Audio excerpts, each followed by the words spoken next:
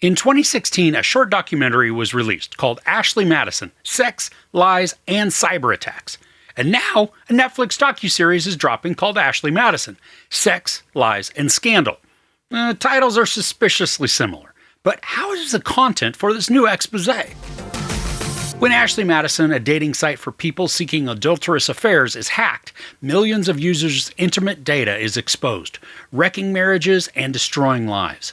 This 3-episode documentary series explores the creation of the website during the dot-com boom, the people who used the site to explore a part of their love lives they felt was missing, and the hack that made it all come crashing down. So we've now got an almost 3-hour-long documentary that's broken up into 3 episodes, all chronicling the rise, fall, and tremendous repercussions of the affair dating site Ashley Madison. Now, the first episode uses first-hand account interviews to build out the origins of the website and how it went from modest growth to skyrocketing success. The interviews are sometimes a little snarky thanks to just some of the personalities that are filmed, and they work to build out a really informative narrative. Now, the rest of the series continues to focus on the rise in popularity for the site and then dives into the real crux of the story, when hackers gain access to all of the customer data and threaten to release it if the site doesn't shut itself down. Now, this portion is probably the most intriguing because the mystery is basically still unsolved. Well-grounded theories, they're explored, and very convincing suppositions are discussed thanks to the expertise of some world-class cybersecurity experts. Now, I would have loved to have even more interview footage with them, as they gave all sorts of engaging insights into why they suspected certain people. And what's fascinating to me that's uncovered through this is how few safeguards were actually in place to secure user data. We're not just talking about names and emails. I mean, this is all of the info that you'd ever need to ruin a person's reputation, along with all of the vital details that are necessary to create an online account, which includes billing info, and then the data that was captured, it spelled out fantasies, kinks, confessions, other information people who are looking to build an intimate connection might share with somebody. And the company just wantonly kept moving forward with their planned growth, never taking into account what could possibly happen if their security, use that term very loosely, was compromised. And you may think that the threat of the release of confidential data, that would be the biggest twist. It's actually not. What transpires next is totally sketchy and works to draw attention away from a very likely suspect. Now, there's a lot of focus put on the CEO of the company, especially because he had grown the brand into something of a worldwide phenomenon. And the documentary documents the mindsets of the leadership as they were pursuing growth. Talk good about me, talk bad about me, just talk about me. And they used any controversy or publicity to help grow their presence. Noel Biederman was the marketing genius behind the exponential growth, and while the dude may be a bit sketchy, or he may utterly disgust you just because of how he grew the site for profit while also potentially damaging relationships, some elements to his roles within Ashley Madison and the parent corporation, they're extremely lacking when it comes to the investigation aspect of this. Now, Biederman, in addition to being CEO of Ashley Madison, was CEO of the parent entity Avid Life Media, and he had a lot to lose if the website went down, or they just couldn't even continue to grow. So a conspiracy theory of sorts could be that in order to draw the most focus possible to the site would be to stage a hack. The publicity from media was astounding once it was made public, creating this international firestorm thanks to the global reach and membership of the dating site. But then, to throw a wrench of misdirection into the mix, employee personal info was threatened to be released. As you can imagine, it then takes all of the focus away from those who could be exposed.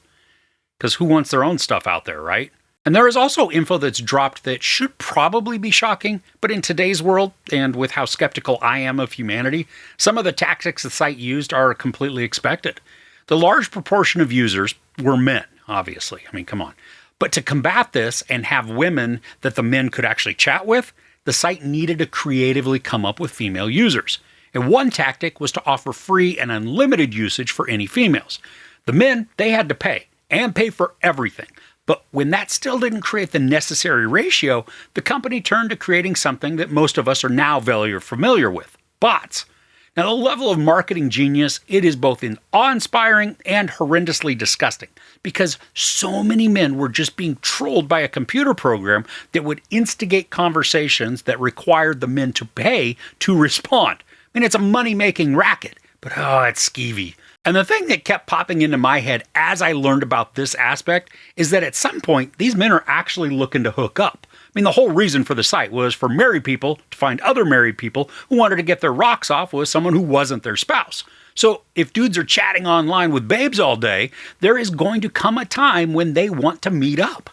And there are also cases of real people's photos and names being used to craft fake profiles, leading to at least a few potentially dangerous encounters. Now, I'd love to know how the company planned to get around all of these challenges. But also, all throughout this drama are the stories of the people who subscribed to the site, who gave their personal details, and then faced scorn and ridicule for their involvement.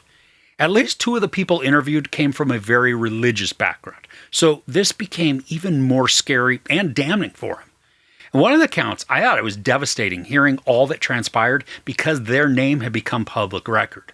Now, I'm doing my best to avoid any moral sway on this because everyone is going to be able to bring their own bent to how they feel, not only about the site, but also about those who participated. And for me, these are very human stories, and we get to see a lot of the emotion that's brought up as they recount their experience. So when all's said and done, this is an informative, angering, fascinating, and frustrating bit of storytelling. The interviews lend credence to the claims and suppositions to what went down in the major data breach, while also showcasing how different couples viewed or were affected by the site. Some further investigation into former CEO Noel Biederman would have been appreciated, given how intricately he was involved, and also stood to gain from the success of the company. And the content can be raw with emotion and will certainly elicit reactions toward the participants, but this works well as an insight into corporate greed and the tactics used to entice subscribers. There's no sex or nudity, some profanity, and no violence. As a reminder, I don't give couch ratings to documentaries, and despite wishing for some further investigation into the CEO and his role in the scandal, I definitely recommend checking out Ashley Madison, Sex, Lies, and Scandal on Netflix. So, do you remember when all of this had gone public? Do you happen to know anybody who was affected by the breach? Now, don't name names, obviously, but it would be interesting to hear how it affected people. Let me know in the comments below. If you enjoyed this review, please give it a like. Also, don't forget to share and subscribe. I'm Chris. This is Movies and Munchies. Thanks for couching with me.